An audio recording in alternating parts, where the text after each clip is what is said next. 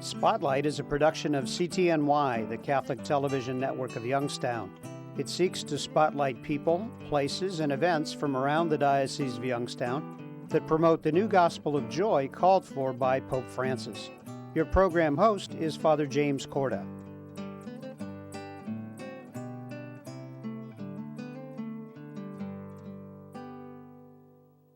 Hello and welcome to Spotlight. I'm Father Jim Korda. During this series, we're going to celebrate the 75th anniversary of the Diocese of Youngstown. And joining me now in today's show is Father Jeff Mickler. Welcome to Spotlight. Delighted to be here. You know, whenever we talk about anniversaries, I think it's important for us to remember what anniversaries are all about and why we celebrate those. And I think especially as an institution like the Church, it's important for us to mark those milestones. In your own life, why are anniversaries important? Well, actually, spiritually, it starts with Jesus when he initiated the Eucharist. He said, do this in remembrance of me. And so we're always celebrating that Last Supper in all of our current celebrations of the Eucharist. Now, anniversaries are important because we could reminisce about the good we've done in the past and give thanks for all the graces and love we've received in the course of a lifetime. You know, as we're talking about the 75th anniversary of the Diocese of Youngstown, we also celebrate those who have been part of the diocese from the beginning. And I know the Society of St. Paul, of which you obviously are a member, were invited into the Diocese of Youngstown. Let's talk about those early beginnings back around 1943 and subsequent years of the involvement of the Society of St. Paul here in Youngstown. Well, we arrived 1 year later in 1944, and it was sort of a miraculous sequence of events. Father Francis Burano had helped out the Diocese of Cleveland, where there were a couple parishes that were predominantly Italian that had been temporarily suspended, and when they restarted them up, they knew Father Burano was a famous Italian priest in New York. He came and preached a mission at each one, establishing a reputation, a positive reputation in Cleveland. So, in the Society of St. Paul, we had a crisis moment. We needed a new house somewhere other than New York for our novitiate. Wrote to every diocese in the nation. None of them wanted us because communications, what's that? We know about hospital work, we know about teaching work, we know about helping the poor, but communications, we don't need a publisher here. And that led to a moment when Bishop McFadden arrived in Staten Island just to pay his regards to Father Burano and said, when are you coming to my new diocese? And it was like heaven sent. And we said, tomorrow, if possible. Yeah. Well, tell us how many would have come and how did that all start and why were you looking for a novitiate outside of Staten Island? It was canon law. You couldn't have your novitiate in the same place you had your other stages of formation. And ideally, the novitiate should be more rural than urban for the sake of the development of the novices. And that was the critical point because we had a lot of people in formation and how to get them to the next step. Now, the Ursuline sisters owned this property in Ellsworth, where we're now located. Bishop McFadden wisely wanted to move them closer into town. So he said, why don't you buy the Ursuline property, move there, and I'll move the sisters to where they now are on Shields Road. And so it benefited both the diocese and us. Now, when we got here, it was a working farm, and we continued to work that farm in 1944 because it was the main source of income. Sure. And also we were sending food to Staten Island because remember, in the World War II, there was all types of shortages. So we were making trips filled with produce back to our brothers there in Staten Island. But the main thing was to start up a novitiate. And there was probably 10 or 12 young men that started the novitiate, some faculty members, priests and brothers to come out here to assist them in this endeavor. You know, it's interesting in our last few minutes of our time together, talking about the height of all of this, because obviously in the beginning, Bishop McFadden had to start from scratch in a sense. So there was lots of building, there was lots of growth. And how did the Society of St. Paul add to that growth, and how were they as a society and community growing as well? Well, he actually gave us the name St. Paul Monastery because he liked the sound of it. We're not monks, but we brought our apostolate here, so we began publishing pamphlets. We started Pastoral Life magazine in 1953 that went out to thousands of priests across the nation. Catholic Home Messenger was here, which at its peak had a circulation of 150,000. And in the 1960s, we began the audiovisual department in earnest, and we had Audio Theology Digest. We had all the best speakers in the world on our list. And so we were reaching out from Ellsworth to the nation and to the world. And we were always in harmony with the diocese here and benefiting from our diocesan associations with both the clergy and the other religious communities that were in this area. In our closing of our first segment, talk briefly about your founder and the charism. Blessed Alberione founded the Society of St. Paul in 1914 to work in social communications, his exact term. And he knew that there was already an explosion in media started then, radio, the press, and he knew other things were coming up, cinema, and he said whatever else human ingenuity comes up with. And at one point, a crazy idea that popped into his mind, he said, you know, one day people might get their newspapers over their telephone lines. And so that's somehow divine inspiration entering in. And he actually visited our property here on 2 occasions and met Bishop McFadden. So that would have been obviously significant not only for the Diocese of Youngstown, but also for the Society of St. Paul, that communion, if you will, of charisms with your community and the diocesan church. We're going to take a break in a moment, and what we'd like the folks that are with us to do is to remember that as we gather in this space, that we're going to talk a little bit about what this building was actually used for and how we have really used it now for the benefit of communications, not only here locally, but also across the country. Stay with us. We'll be back in a moment. It was in Dungannon, Ohio, in Columbiana County, that the first group of Catholics settled. St. Philip Neri, the first parish in all northern Ohio, was founded in 1817 under the title of St. Paul's Settlement. It was to visit this settlement that Father Edward Fenwick, the Apostle of Ohio, made his first trip to northern Ohio. 4 years later, Cincinnati was chosen as the see city in the state of Ohio, and Fenwick was selected as the first bishop. Today, St. Philip Neri remains the oldest parish in the Diocese of Youngstown, but it is also one of the smallest.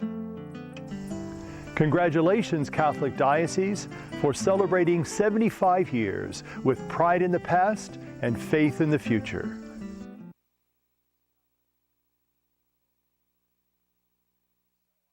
Miles from the first Catholic parish in all of Ohio, in a place called Canton, Catholics gathered in 1817 to celebrate Mass with Father Fenwick.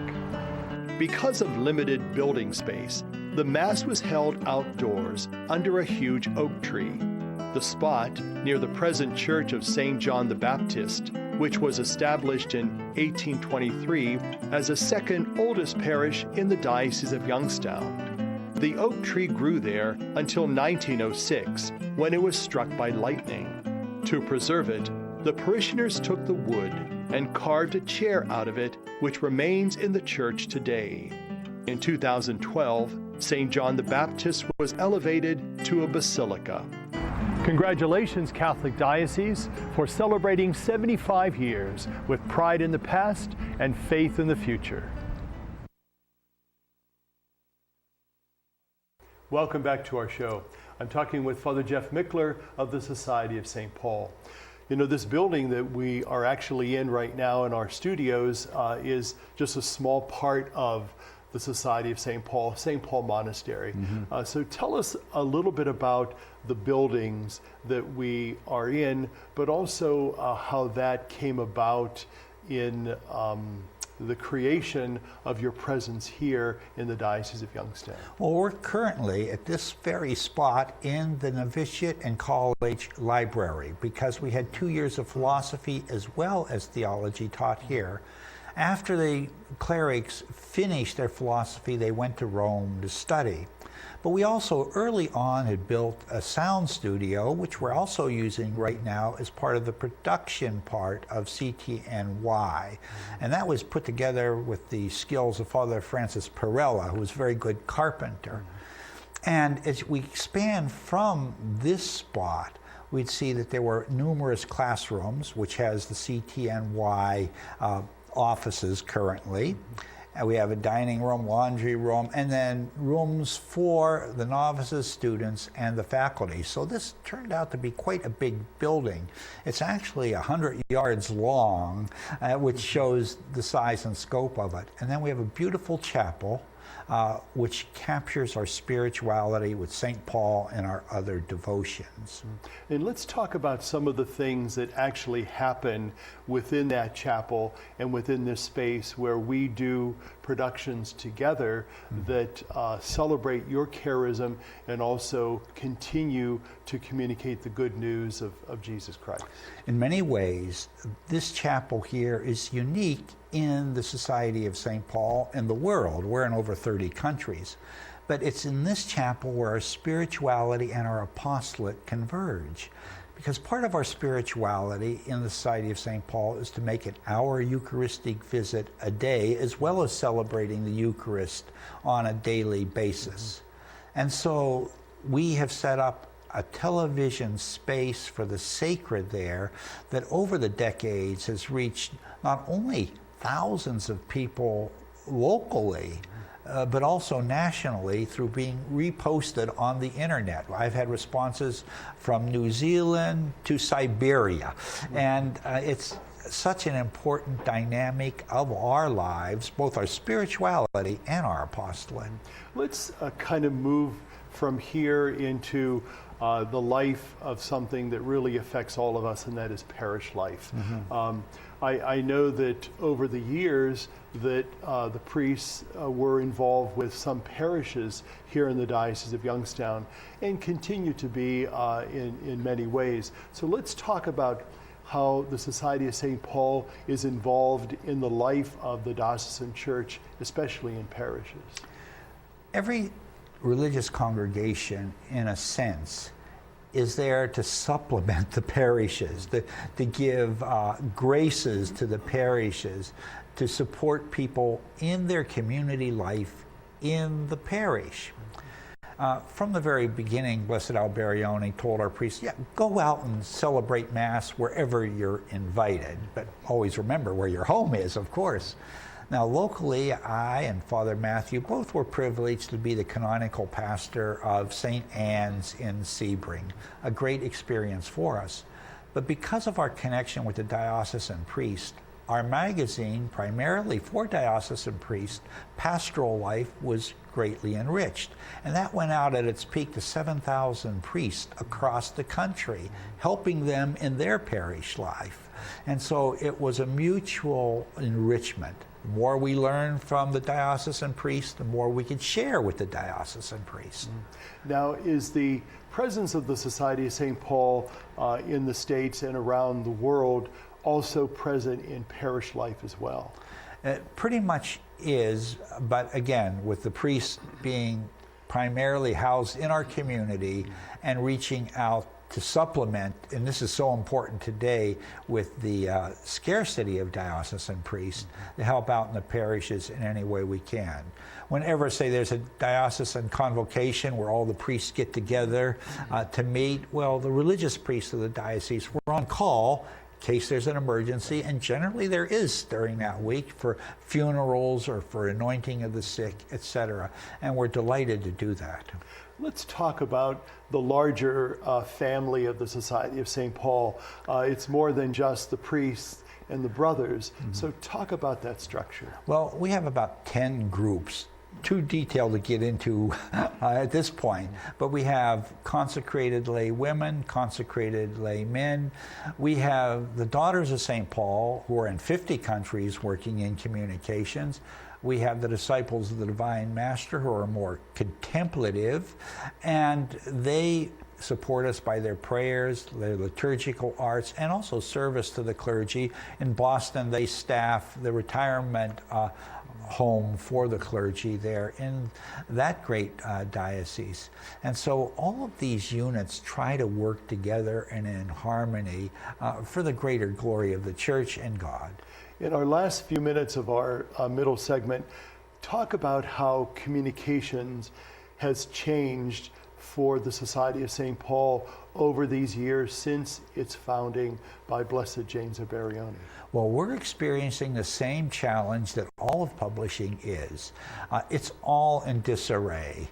Newsweek magazine has disappeared. The traditional book publishers are all struggling. And that's because you get so much free information over the internet, although it's not really free. And we're making adjustments there. We're using the internet where we now have audible books.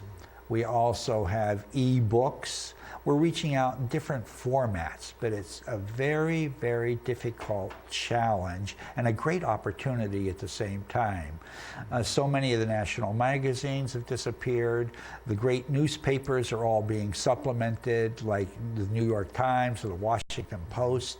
And so Catholic publications have this particular challenge. We're lucky we have a pretty good diocesan newspaper in the Catholic Exponent here that keeps people informed on what's going on in the local diocese, but it's a big challenge in publishing and in our particular ministry. We're going to talk a little bit more about that and how important communication is, not only in the Society of St. Paul and here at CTNY, but also in the church. But we're going to take a quick break. Stay with us. We'll be back in a moment. The first Catholic parish established in Portage County in 1831 near Randolph-Suffield was St. Joseph Church. Years later, John Newman, who would become the first American male to be canonized, was sent there to give a mission to help heal the divisions that occurred between the German Catholics who had settled there. Perhaps that is what made him a saint. The parish is also noted for its school, which dates back to 1832, being the oldest English-speaking school west of the Alleghenies. The church is also famous for its Lourdes Shrine, which has welcomed pilgrims since 1927 and is the only exact replica of the world-famous grotto at Lourdes in France. Congratulations, Catholic Diocese, for celebrating 75 years with pride in the past and faith in the future. After the Catholics of Warren stopped meeting in their homes and organized a structured parish, they used a former Episcopalian church for their worship. St. Mary's Mission was established in 1837, yet the first resident pastor did not come to the parish until 1868. Other parishes quickly grew up in Trumbull County, including St. Stephen Niles in 1853, St. Patrick Hubbard in 1869, St. Vincent de Paul Vienna in 1871, now called St. Thomas the Apostle, and St. Rose Gerard in 1892. The other 15 parishes in the county were established after the turn of the 20th century. Congratulations, Catholic Diocese, for celebrating 75 years with pride in the past and faith in the future. 33 million Americans have descended into poverty. And as their futures fall, so does our nation's. Welcome back to our show.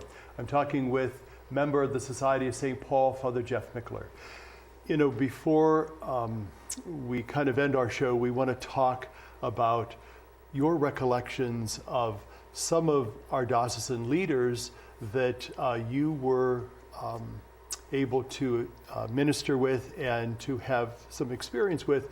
And I think probably the first one would have been Bishop Malone. Mm-hmm. So in your experience, what were some of the things you remember about him in your working?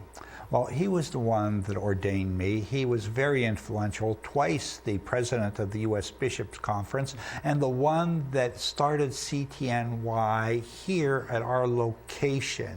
We were delighted to work with him on that project. And of course, Father Bob Bono was early on someone who saw the incredible importance of this mission. From 1944, when no bishops thought communications was at all interesting or important till now, there has been an enormous sea change. And I would say every diocese and every bishop is aware of its importance. Mm-hmm. And I think also bishops subsequent to Bishop Malone have understood the importance of communications, telecommunications, radio, television, the print, and now we're so involved in social media, and I know you yourself personally are very involved in that.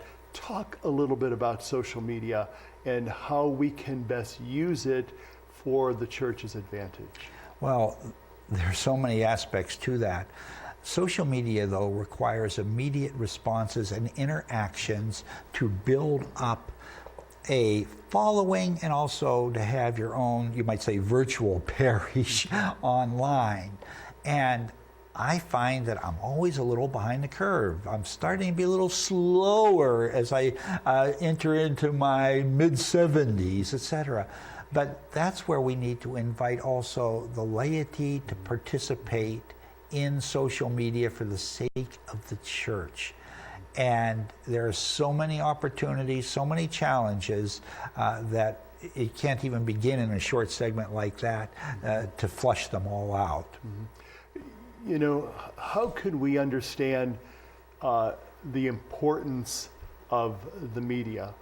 You know, sometimes in today's world, sometimes the media gets not really a fair shake, but how important is it for us to understand the great power of those tools, but how do we use them for the betterment of people and for the church?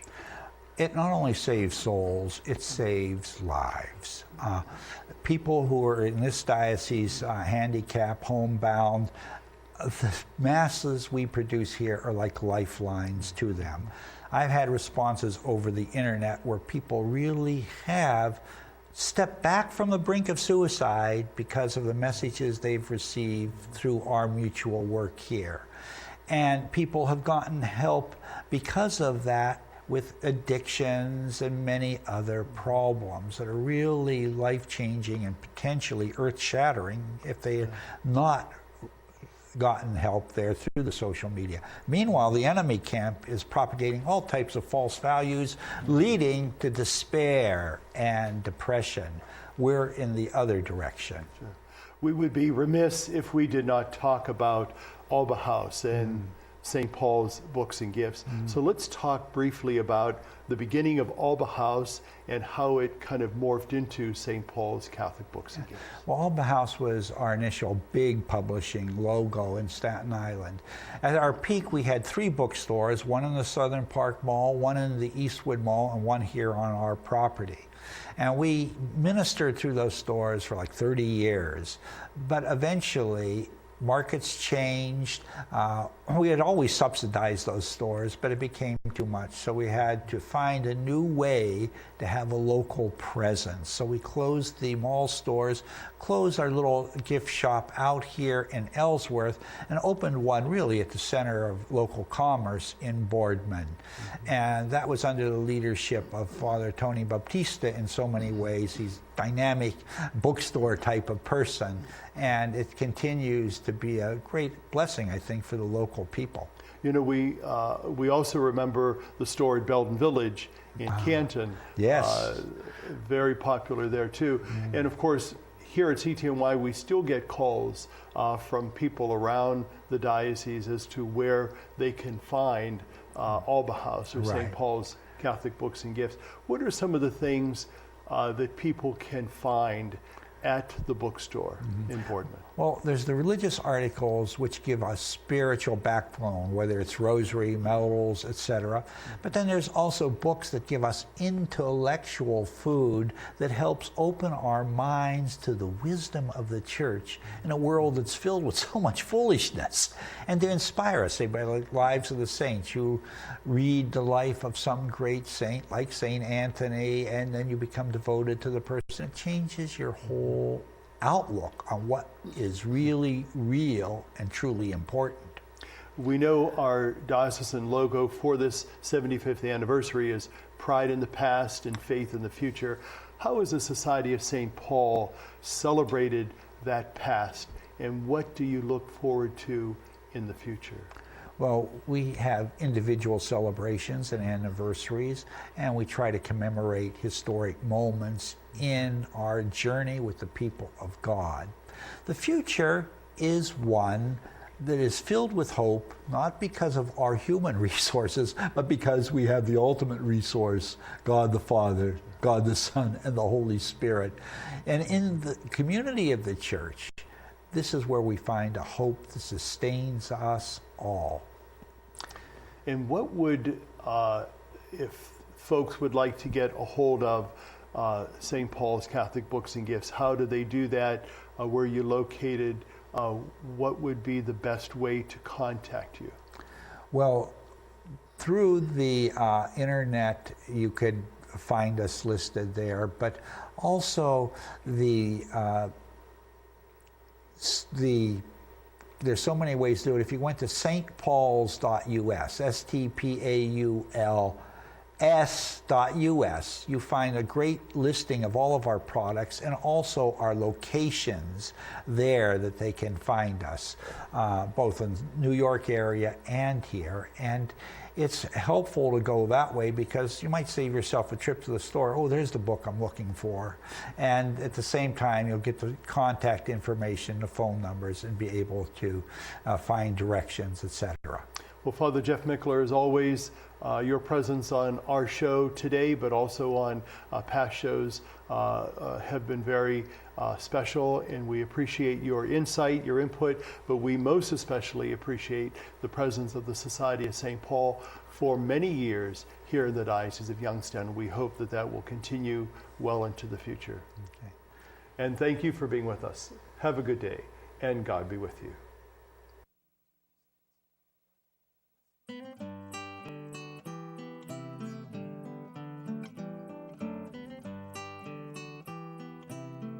Spotlight has been a production of CTNY, the Catholic Television Network of Youngstown. Your program host was Father James Korda.